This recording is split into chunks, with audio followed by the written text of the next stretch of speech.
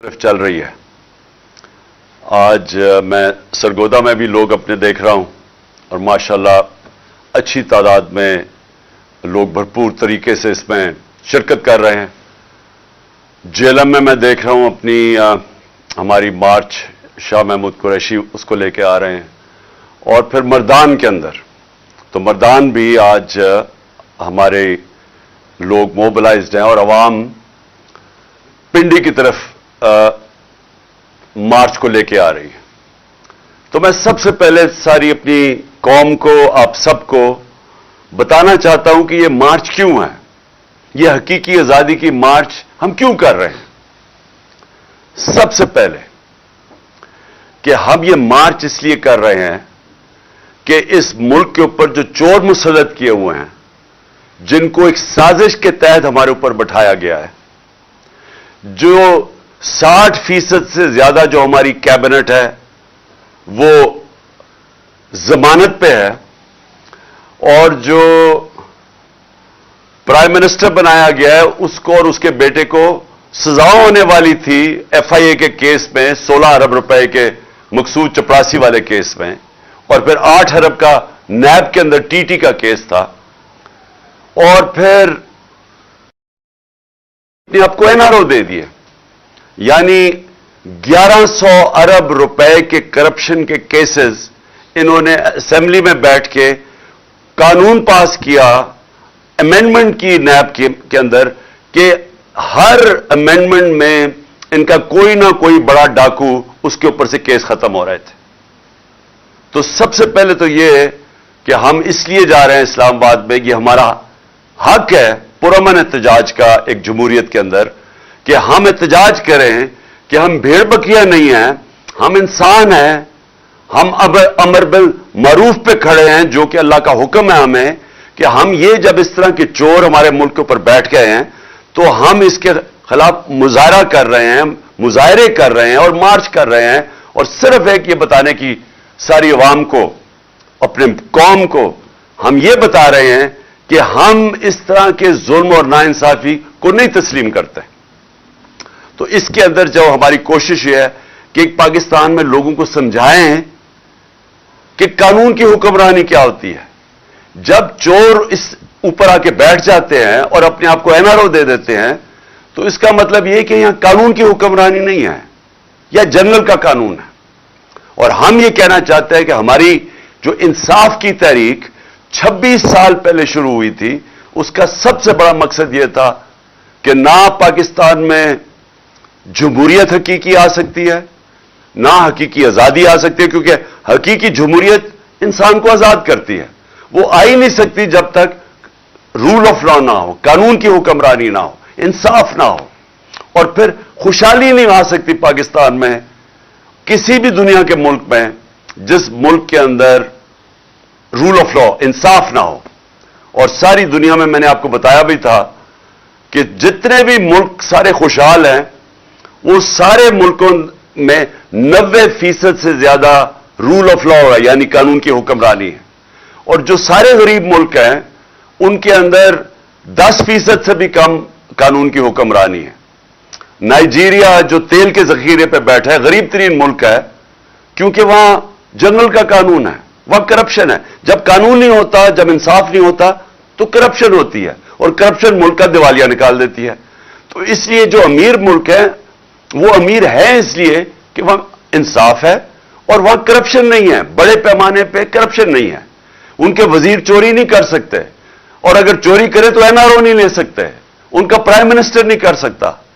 तो जब पैनमा का जो इंकशाफ हुआ था, तो जिधर जिधर बाहर के मगरबी जमहूरियत के अंदर जिन लोगों के नाम आए थे, वो सब या वो जेल में गए थे, या उनको उन्होंने इस्तीफा दिया था, या वो खत्म हो गए थे, कौम ने उनको मुस्तरद कर दिया था।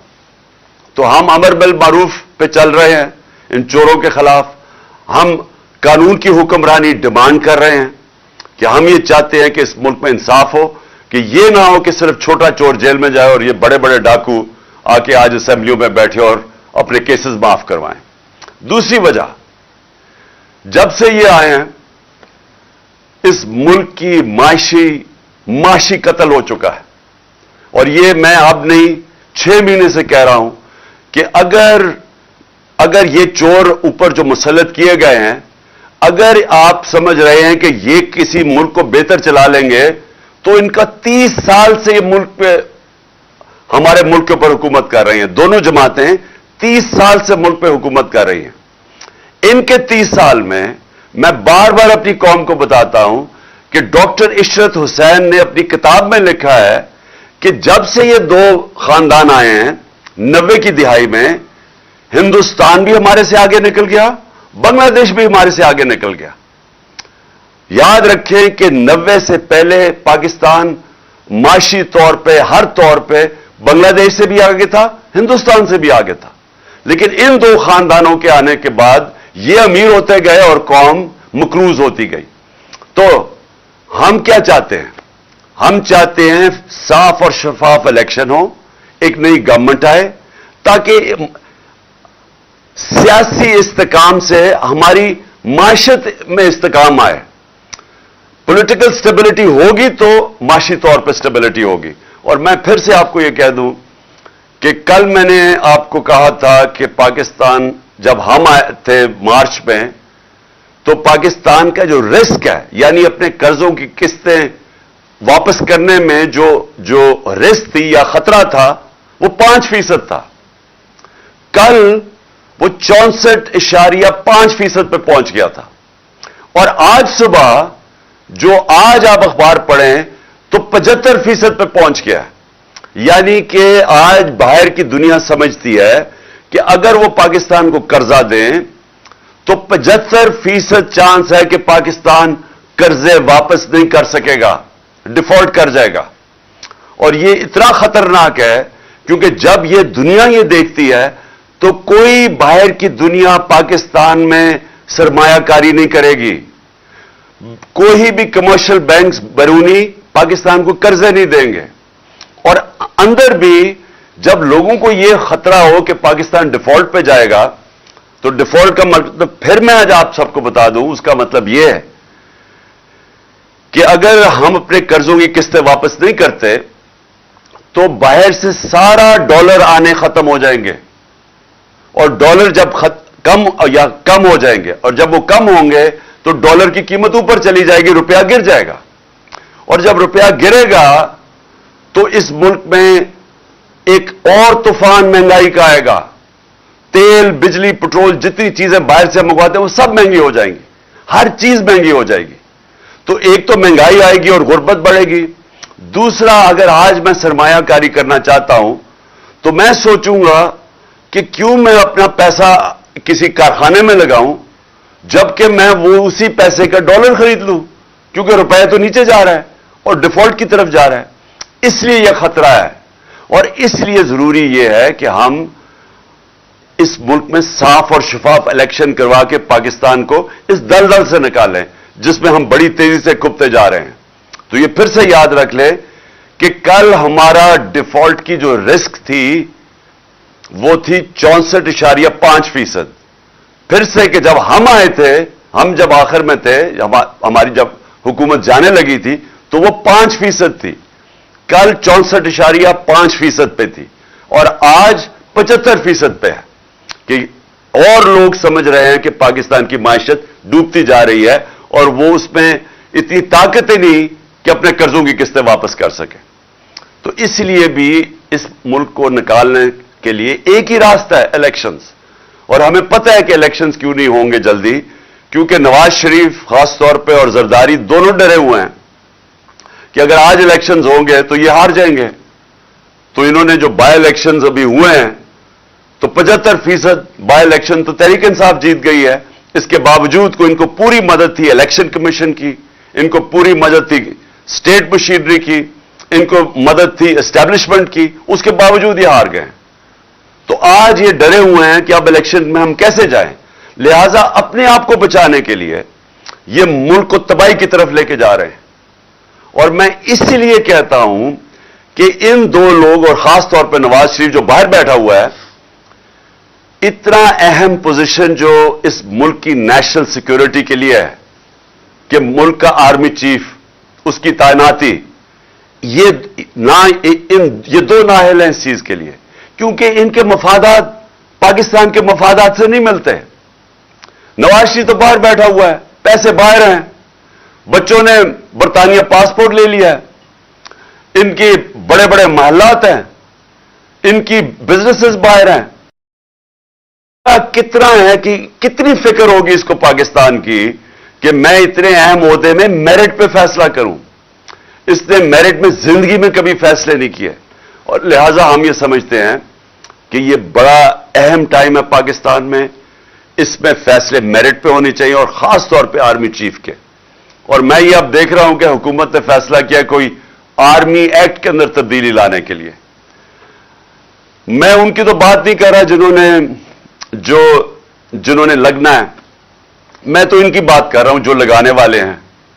میں تو ان کی بات کر رہا ہوں جنہوں نے آج تک صاف نیت سے اس ملک میں کوئی کام کیا ہی نہیں ہے, جنہوں نے آج تک سوائے کہ پیسہ بناؤ کیسے, چوری کیسے کرو اور پھر اس کو بچاؤ کیسے, NRO کیسے لو, ان کا سارا وہ فوکس ہے. ان کی جتنی بھی اپوائنٹمنٹس ہوتی ہیں وہ اسی نظر سے ہوتی ہیں کہ ان کو ذاتی فائدہ کیسے ہو سکتا ہے. تو اگر یہ فیصلہ کر رہے ہیں اور آرمی ایکٹ میں چینج لے کے آ رہے ہیں, مجھے خطرہ یہ ہے کہ یہ اپنے آپ کو اپنے مفادات کے لیے یا یہ سمجھتے ہیں کہ ہمیں فائدہ اس میں یہ اداروں کو نقصان پہنچا رہے ہیں. انہوں نے پنجاب پولیس تباہ کی, عباس خان IG کی 1993 کے اندر. لاہور ہائی کورٹ میں رپورٹ ہے کہ انہوں نے کیسے پیسے لے کے پولیس والوں کو بھرتی کیا. ان کی رپورٹ ہے کہ انہوں نے کیسے مجرموں کو پولیس میں بھرتی کیا. یہ 93 کی رپورٹ ہے. تو لہذا ہم یہ سمجھتے ہیں کہ جو بھی اپوائنٹمنٹ ہو وہ میرٹ کے اوپر ہو, اور وہ ہو جو کہ ہمارے ادارے کو مضبوط کرے. اور اس کے علاوہ میں ایک اور چیز پہ آج بات کرنا چاہتا ہوں. کیمپین میرے خلاف جب سے میں حکومت سے گیا ہوں, ہر تھوڑی دیر کے بعد کیمپین آ جاتی ہے. کیمپین شروع کیسے ہوتی ہے؟ نون لیگ اور جیو اور جنگ گروپ مل کے یہ کیمپین بناتے ہیں. اس کیمپین کو اٹھا کے پھر یہ الیکشن کمیشن کے پاس لے کے جاتے ہیں. الیکشن کمیشن میں بیٹھا ہوا آدمی جو چیف الیکشن کمیشن, وہ ان کا خاص آدمی ہے. وہ ان کے ساتھ مل کے پھر ہمارے اوپر فورن فنڈنگ کیس مثلاً وہ لے آتا ہے, اور ہمیں میڈیا کے اندر برا بھلا کہا جاتا ہے کہ جی تباہ کر دیا انہوں نے, پکڑے گئے, اب پارٹی کو اب بین کر دیا جائے گا فورن فنڈنگ کیس کے اندر. اور ہم بار بار اپنی ساری صفائیاں پیش کرتے ہیں. ہم اپنی سارے جو فورن فنڈنگ کے اندر جو انہوں نے نام لیا تھا اس کے اوپر جن لوگوں نے ہمیں پیسے دیے ان کے نام دیتے ہیں. 40,000 کے جو ہمارے ڈونرز ہیں ان کے نام دیتے ہیں, اور یہ ہے 10 سال پرانی چیزیں. ہم سارا ریکارڈ دیتے ہیں, اس کے باوجود وہ کوئی نہ کوئی چیز اٹھاتے ہیں, FIA کو ہمارے اوپر چھوڑ دیتے ہیں, کسی طرح ثابت کرنے کی کوشش کرتے ہیں کہ انہوں نے کوئی غلط کام کیا. تھوڑی پہلے پروپیگنڈا کرتے ہیں, پھر کہتے ہیں کہ جی پھر پتہ چل رہی ہے یہ فورن فنڈنگ تو تھی نہیں, اب جی پروہیبٹو فنڈنگ آ گئی ہے, اور اس کے بعد وہ کیس اپنے پاس رکھ لیتے ہیں. تو پہلے تو وہ چلتا رہتا ہے, اور پھر یہ توشہ خانہ سامنے آ جاتا ہے, وہی الیکشن کمشنر اس کو اٹھا دیتا ہے. یہ نہیں پتا کہ نیب کے اندر کیس پڑے ہوئے ہیں نواز شریف, یوسف رضا گیلانی اور آصف زرداری کے. 4 گاڑیاں انہوں نے نکالی, 4 بڑی بڑی مہنگی گاڑیاں توشہ خانہ سے نکالی. وہ نیب میں کیس ہے, اور کب ہے؟ 10 سال پرانا کیس ہے, اور وہ کیس پڑا ہوا ہے. ان کو کوئی نہیں پوچھتا. وہ بالکل غیر قانونی ہیں, کیونکہ آپ گاڑی نکال ہی نہیں سکتے توشہ خانہ سے. مجھے بھی ایک گاڑی ملی تھی, آپ نکال ہی نہیں سکتے. اور جو نکال سکتے چیزیں اس کا ریکارڈ ہوتا ہے, آپ پیسے جو بھی اس کی فارمیلٹی ہوتی ہے. اب انہوں نے توشہ خانہ اٹھایا ہوا ہے. میرے وکیل نے ان کی ساری چیزیں آیا, ایک ایک چیز کا جواب دیا. اب انہوں نے ایک نیا کام کیا. کل انہوں نے وہی جو کمبینیشن جیو نون لیگ اور اس کے بعد انہوں نے ایک فراڈ کو پکڑا. یعنی اگر آپ نے کوئی غلط کام کرنا ہے تو اس میں بھی کوئی عقل ہونی چاہیے, لیکن یہ اتنے بیوقوف ہیں کیونکہ مجھے جرائم پیشہ لوگ ہیں یہ.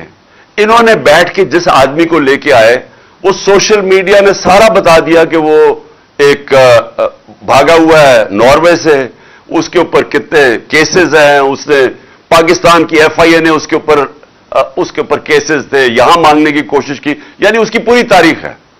اس فراڈ کو انہوں نے کہا کہ جناب پورا ایک پروگرام کیا کہ اس نے کہا جی عمران خان کی گھڑی اور اتنی مہنگی بک گئی. اور میں ان کی عقل پہ حیران ہوں کہ وہ سارا کیس, وہ جو رسید ہے وہ تو پڑی ہوئی ہے توشہ خانہ کے اندر, یعنی کتنی گھڑی بکی ہے وہ سب کچھ ہے, ریکارڈ اویلیبل ہے. اور انہوں نے پورا پروپیگنڈا کیمپین کی.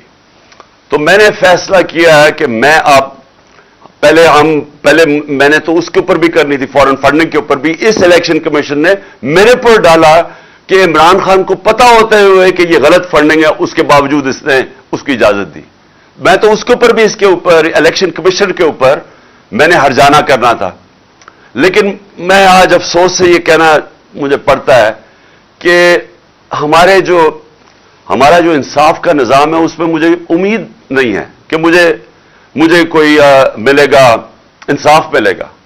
لہذا اس باری میں نے کیا کیا, میں یہ جیو گروپ کے خلاف لندن میں اب کیس کر رہا ہوں.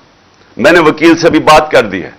میں اس کے اوپر لندن میں کیس کروں گا, اور وہ اس لیے کروں گا کہ میں وہاں لندن میں ہماری رجسٹرڈ چیریٹیز ہے جس کا میں سربراہ ہوں, نمل یونیورسٹی اور شوکت خانم کی.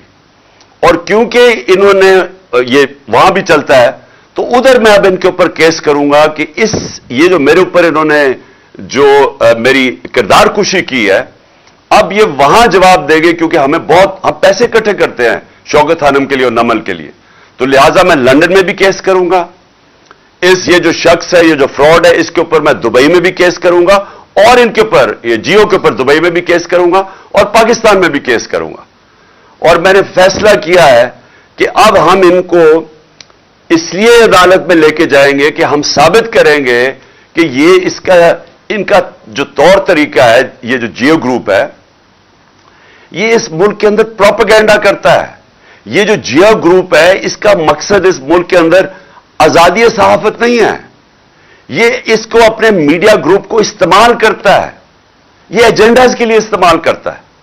یہ جو انہوں نے آدمی کو پکڑا اور جو دبئی میں یہ جو سارا دبئی سے اور یہ جو پروگرام کیا ہے, اگر یہ دیانتداری سے صحافت کرتے تو ان کو پتا تھا کہ یہ فراڈ آدمی ہے. کبھی ایک آدمی, جس آدمی کی کریڈیبلٹی کوئی نہیں ہے, اس سے تم 10 دفعہ سوچتے ہو کہ اس سے ہی آپ اس کے نام پہ یہ پروگرام کر رہے ہو.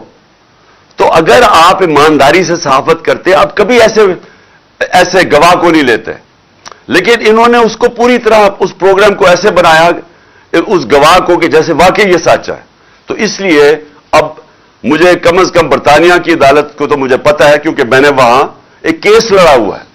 اور مجھے اتنا بھی پتا ہے کہ 2 ہمارے لوگوں کے اوپر جب انگلیاں اٹھائی گئی, اور اس میں سے ایک ہمارا جو وزیر تھا اس نے لندن میں جا کے انصاف لیا. تو میں بھی انشاءاللہ ادھر اب ان کے اوپر کیسز کروں گا, تینوں جگہ کے اوپر. اور میرا جو آخر میں جو میری پھر سے اپنے سپریم کورٹ کے چیف جسٹس صاحب سے بڑی ریسپیکٹفلی, آنریبل چیف جسٹس سے پھر میں اپیل کرتا ہوں کہ 5ویں دن ہو گیا ہمارے سینیٹرز اور ہمارے پارلیمنٹیرینز کوشش کر رہے ہیں کہ کیس ہمیں انصاف ملے. اور انصاف کسے ملے کہ اگر پاکستان کا جو نمبر 1 انویسٹیگیٹو جرنلسٹ ارشد شریف, اس کے لیے ہمیں انصاف چاہیے. کیونکہ جو بھی ہوا پتہ چلانا چاہیے کہ کس نے دھمکیاں دی اور اس کو باہر بھجوایا, کیوں اس کی جان خطرے میں تھی, یہ کون سا اتنا بڑا ملک سے غداری کر رہا تھا کہ اس کی جان خطرے میں اور اس کو ملک سے باہر جانا پڑے. اور پھر کس نے پھر اس کوشش کی دبئی سے ان کو واپس لانے کی, تو اس کو کینیا جانا پڑا.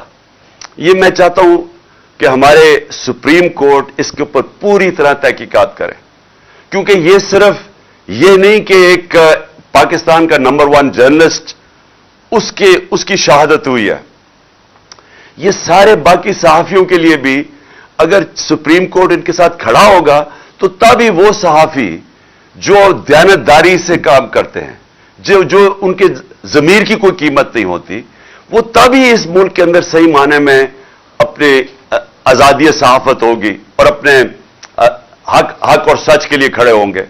تو اس لیے میں سب سے پہلے تو یہ اور پھر سے میں اعظم سواتی کا کہتا ہوں کہ یہ پاکستان کا سینیٹر ہے. ایک ملک کا سینیٹر سے اگر یہ ہوتا ہے جو اعظم سواتی سے ہوا ہے, اور یہی نہیں کہ جو اس کے اوپر تشدد کیا گیا اور ایک ٹویٹ کے اوپر. اور میں یہ دیکھ رہا تھا کہ اسلام آباد ہائی کورٹ میں ایک جج صاحب نے یہ کہا ہے کہ ٹویٹ کے اوپر آپ کسی کو بھی یہ نہیں کہہ سکتے کہ ملک میں کوئی بغاوت کرنے جا رہا ہے. یعنی اس نے بڑا اچھا میں داد دیتا ہوں کہ بڑا اچھا بیان دیا ہے.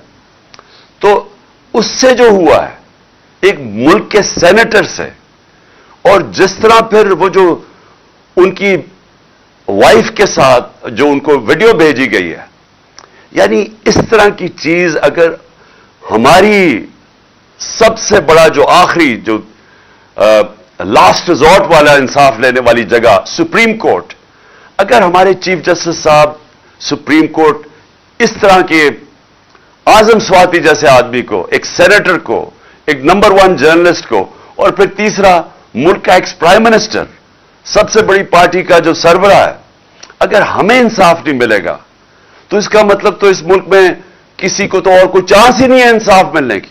عام آدمی تو کوئی سوچ بھی نہیں پھر سکتا کہ طاقتور کے سامنے جب وہ کھڑا ہوگا تو اسے انصاف ملے گا.